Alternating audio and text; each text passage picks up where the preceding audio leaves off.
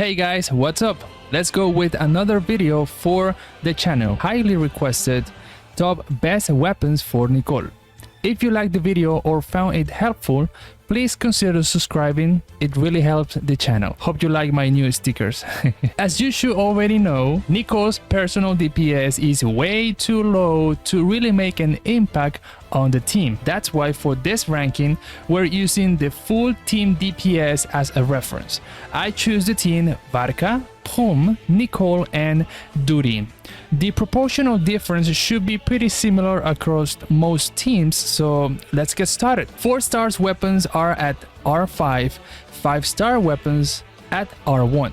The reference weapon will be the event weapon Oathworm Eye at 100%. Top 13 and 12 are very close because they offer attack in a similar proportion. I'm talking about Eye of Perceptions and Dodoko Tails. The problem is they have very low base attack, and that's not good for us. That's why they only reach 97.3% of the reference. Top 11 and 10 are so close I'm grouping them together. Frostbearer and Lost Prayer. Frostbearer is a tiny bit better than top 12, but Lost Prayer isn't far behind. But wait, that's a 5-star weapon.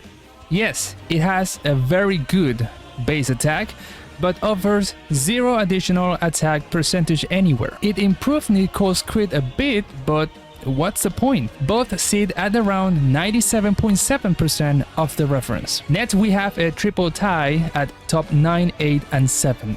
Ballad of the Boundless Blue, Hakshin Ring, and Flowing Purity. Ballad of the Boundless Blue give energy recharge and normal charge attack bonus, which Nicole doesn't use. Hakshin Ring only work well if electro reactions are triggered, which won't happen in this team with Barca, though it performs better in other compositions, right? If there's electro. Flowing Purity has reduced effectiveness unless there's constant healing, but it's not the big deal.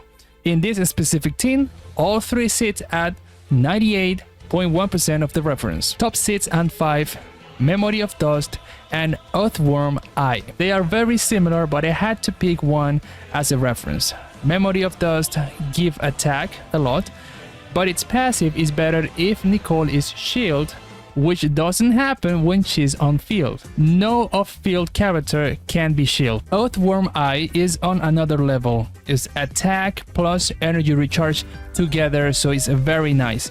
Both are at 100% of the reference. Top 4 and 3, another tie.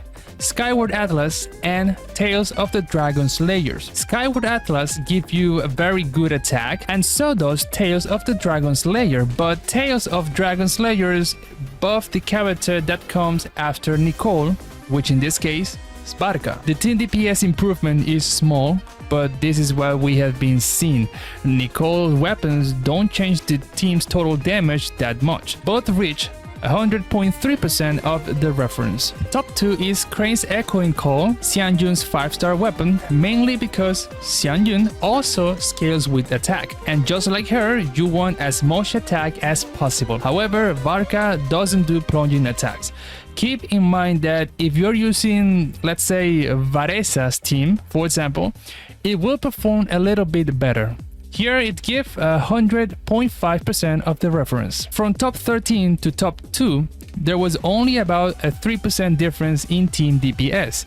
And now the top 1, Nicole's signature weapon, Angelos Heptidis, which delivers 109.8% of the reference. So here we're talking about a weapon that tripled the gap between top 13 and top 2. Her signature weapon is god tier by a mile. Where else have we seen this? Yeah, I think you got it. Linnea's weapon. And there you have it, folks. If you're not going for her 5-star signature, you have plenty of good options and the results will be similar. So relax.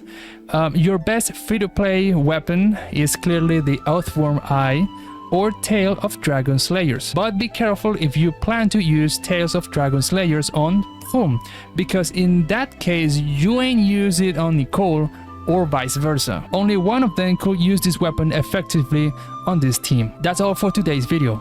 Hope it was useful and see you in the next one.